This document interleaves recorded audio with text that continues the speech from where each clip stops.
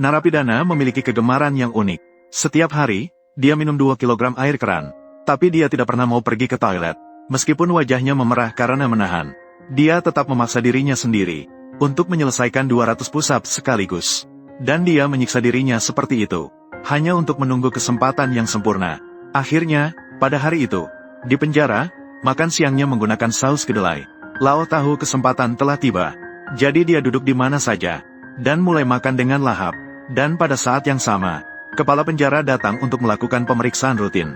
Melihat suasana restoran yang harmonis, hatinya tiba-tiba menjadi senang. Dia pikir itu akan menjadi hari yang santai.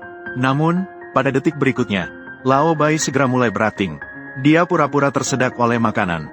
Kemudian saat orang lain tidak memperhatikan, dengan sengaja memuntahkan semua kecap kedelai di depan kepala penjara. Sialan! Bawa tahanan sialan ini dari sisiku. Bawa dia ke ruang medis, pergi. Ya Tuhan, tanpa diketahui, semua ini adalah tipuan yang direncanakan dengan cermat oleh Lao Zi. Datang ke ruang medis. Dia berbohong bahwa dia ingin pergi ke toilet, tapi perawatnya sama sekali tidak mengikuti skenario. Dia mengeluarkan sebuah bak urin dengan cepat, berencana untuk membiarkannya menyelesaikan di tempat. Lao Zi hampir saja kencing karena ketakutan. Dia tidak mau bekerja sama dengan apapun. Saat kedua pihak saling menahan, tahanan yang sedang menyapu tiba-tiba bersedia, mengatakan bahwa dia bisa membawa Lao Zi ke kamar mandi. Namun tak seorang pun yang menyangka, kedua orang itu bukan hanya sekadar rekan. Mereka juga sudah tahu dengan baik struktur toilet itu. Dengan mudah membuka pintu belakang. Saat pergi, mereka mengembalikan semuanya ke tempat semula. Begitulah, kedua orang itu mengikuti jalur tersebut sampai ke bengkel kayu. Tepat pada saat itu, truk pengangkut kayu juga tiba tepat waktu. Setelah menghitung waktu dengan baik, mereka memanfaatkan saat sopir masuk untuk menyerahkan. Mereka mengangkat keluar alat yang sudah disiapkan sebelumnya, lalu dengan cepat memasangnya di bagian bawah truk pengangkut. Mereka tidak hanya bisa bersembunyi di dalamnya, tetapi juga bisa dengan mudah menghindari pemeriksaan penjaga penjara. Ketika truk pengangkut berhenti di pom bensin, sopir turun untuk mengisi bahan bakar. Mereka segera membuka papan kayu dan keluar dari bawah mobil. Setelah mengembalikan bagian bawah ke posisi semula, mereka duduk dengan angkuh di mobil balap rekannya, kemudian pergi dengan anggun. Namun mereka sama sekali tidak senang. Malah wajah mereka penuh kegelisahan. Bahkan pedal gas dibuka sampai maksimal. Sepertinya sedang mengejar sesuatu. Yang tidak akan terpikirkan olehmu adalah, melarikan diri hanyalah langkah pertama dari rencana mereka. Dan tujuan sebenarnya mereka, ternyata adalah sebuah balapan mobil beberapa puluh kilometer jauhnya. Mereka harus segera tiba di lokasi dengan cepat. Sementara itu, rekan-rekan di dalam penjara melihat waktu hampir habis. Mereka juga siap untuk mulai melaksanakan rencana. Kemudian, sang janggut besar datang dengan marah. Dengan sengaja mencurahkan susu kedelai ke kepala seorang pria kulit hitam. Bahkan sebelum lawan bisa bereaksi, langsung melepaskan pukulan. Berhasil memicu kemarahan pria kulit hitam. Situasi seketika menjadi kacau. Semua tahanan saling bergulat. Bahkan para penjaga penjara juga menjadi korban. Dikendalikan oleh beberapa orang yang tidak jujur. Untungnya, seorang penjaga penjara yang tangkas melihat sesuatu tidak beres. Segera menekan tombol alarm. Sang kepala penjara tidak bisa memahami. Dia telah mengelola penjara selama 2,5 tahun. Tidak pernah terjadi kejadian tak terduga. Namun hari ini kejadian aneh terjadi berturut-turut. Untuk mencegah tahanan melarikan diri saat kekacauan, dia segera memerintahkan menutup semua pintu. Dan pada saat itu, perawat yang mendengar perintah, "Saya baru saja ingin pergi ke toilet untuk memeriksa keadaan tahanan tua.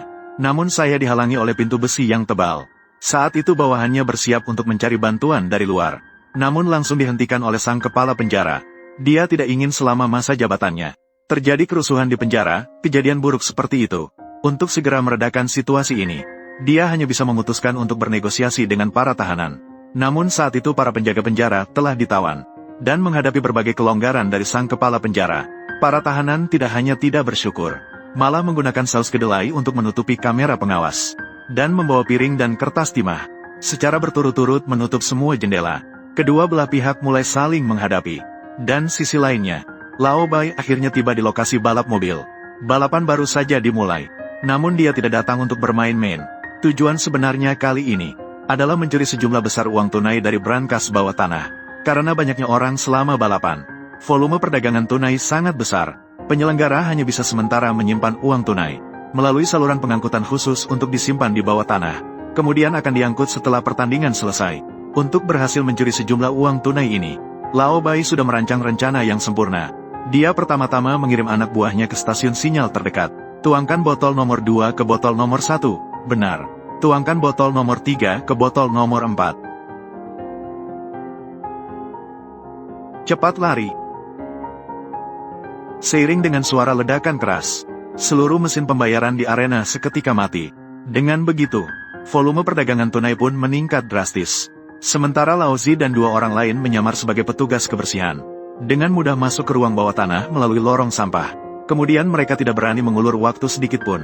Mengikuti petunjuk peta di tangan mereka. Bergegas menuju tujuan tanpa henti.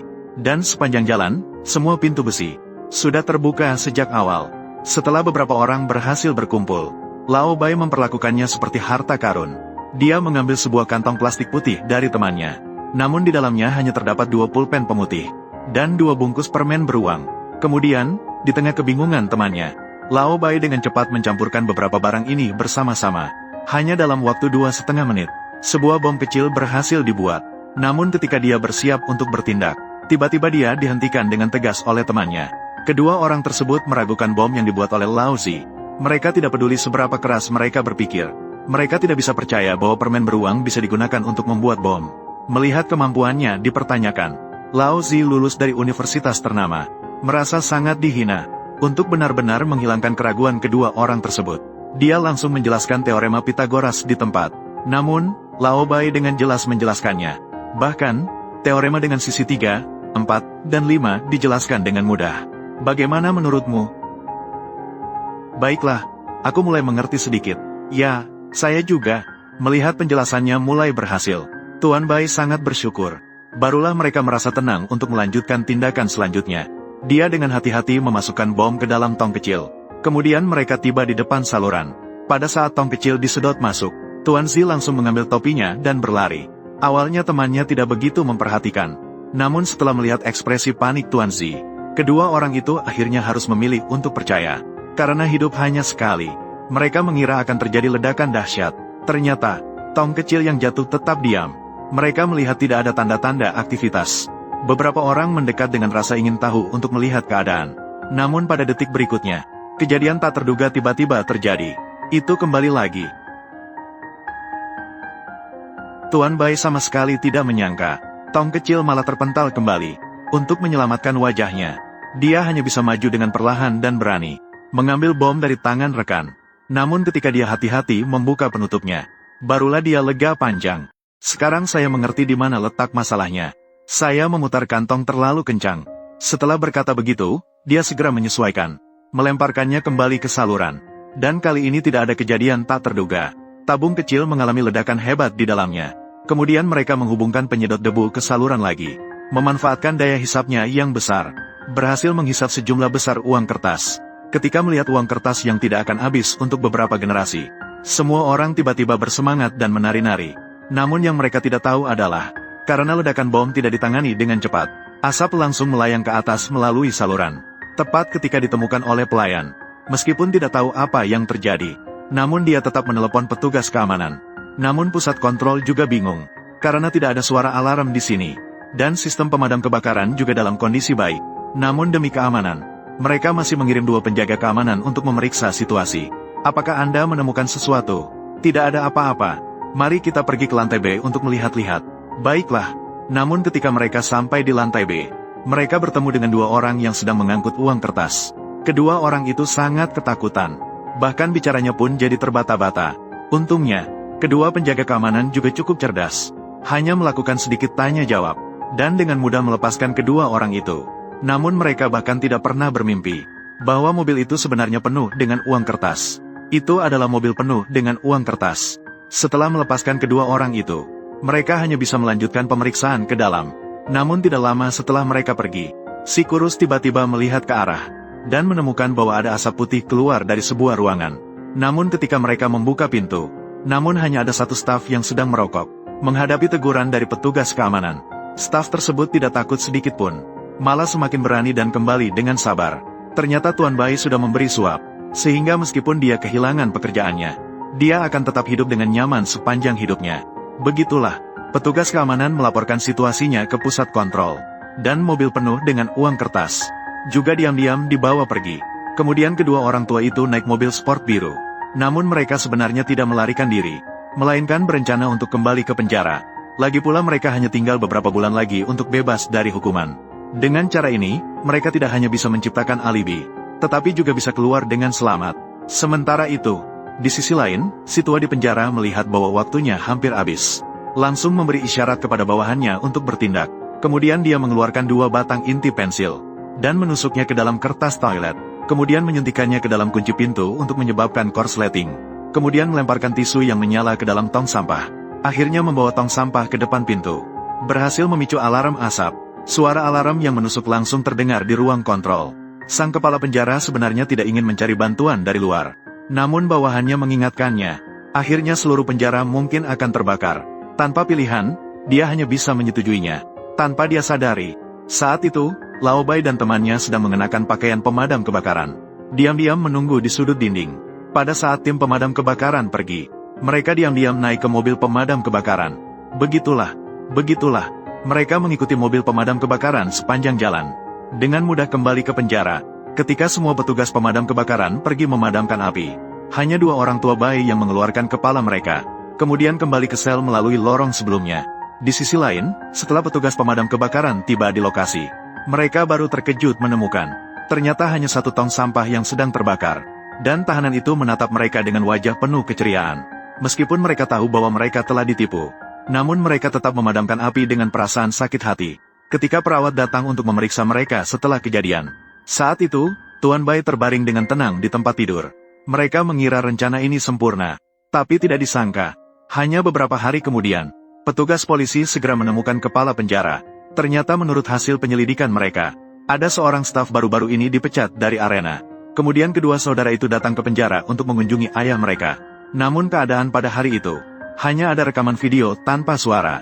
Anehnya, 3 hari kemudian, staf tersebut kemudian dihukum penjara selama 90 hari karena merusak supermarket.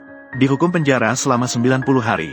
Dan yang lebih mengejutkan adalah, dia menjalani hukuman di penjara ini. Petugas tidak percaya bahwa ini semua kebetulan. Maka mereka datang untuk menanyai kepala penjara. Pada hari kejadian, apakah ada kejadian tidak biasa di dalam penjara? Sang kepala penjara untuk masa depannya sendiri. Dengan cepat menyangkalnya. Namun, detektif tidak langsung percaya. Kemudian dia mengungkapkan kebakaran malam itu. Hanya ada sedikit kebakaran di dapur. Tetapi tidak berdampak pada penjara ini. Apakah Anda yakin 2 tahanan itu tidak melarikan diri dari sini? Pergi merampok sirkuit balap, lalu kembali ke penjara. Wow, tidak mungkin. Saya bisa memberitahu Anda dengan bertanggung jawab. Penjaraku tidak pernah mengalami insiden kabur. Karena tidak ada bukti yang pasti. Detektif juga hanya bisa berhenti di sini. Setelah mengetahui bahwa dia telah ditipu, sang kepala penjara segera menemui Lao Bai. Tidak hanya memukulnya dengan keras, tetapi juga mengirimnya ke sel isolasi. Tetapi itu hanya sampai di situ. Tidak lama kemudian, Lao Zi akhirnya bebas dari penjara setelah menjalani hukuman. Dia berpikir bisa hidup dalam keadaan tenang dan nyaman. Namun, tidak disangka, awalnya rekan yang membawa uang tiba-tiba menghilang. Bahkan adik kandungnya pun tidak tahu keberadaannya. Dan yang lebih membuat Tuan Bai putus asa adalah, keesokan harinya, berita tentang bahwa uang yang dicuri sebelumnya ditemukan di atas truk sampah. Hal ini membuat Tuan Bai sangat frustasi. Setelah semua usaha yang dilakukan, tidak hanya tidak mendapatkan apa-apa, tapi juga mengalami banyak kesulitan. Namun ketika dia merasa ditipu, tiba-tiba di depan pintu, muncul skop besi berwarna orange. Awalnya Tuan Bai mengira itu hanya lelucon membosankan. Namun pada detik berikutnya, tiba-tiba dia sepertinya teringat sesuatu. Maka dengan semangat mencoba, dia mulai menggali di bawah ayunan orange yang sama. Tidak disangka, ternyata di bawahnya benar-benar terkubur sebuah kantong sampah hitam. Barulah Tuan Bai mengerti usaha keras rekan kerjanya. Ternyata teman tidak mengembalikan semua uang, melainkan diam-diam menyisakan sebagian kecil. Tetapi karena stasiun sinyal hari itu rusak, pihak pertandingan tidak tahu seberapa banyak kerugiannya. Ditambah dengan klaim asuransi, mereka bahkan merasa mendapat keuntungan dari situ. Pada akhir cerita, mantan narapidana juga mendapatkan imbalan yang pantas. Dan selama setengah tahun penuh, polisi juga tidak menemukan bukti yang berguna. Kasus hanya bisa ditutup begitu saja. Sejak itu, Lao Bai juga menjalani kehidupan pensiun yang bahagia. Jika Anda suka, jangan lupa untuk like dan follow. Sampai jumpa di episode berikutnya.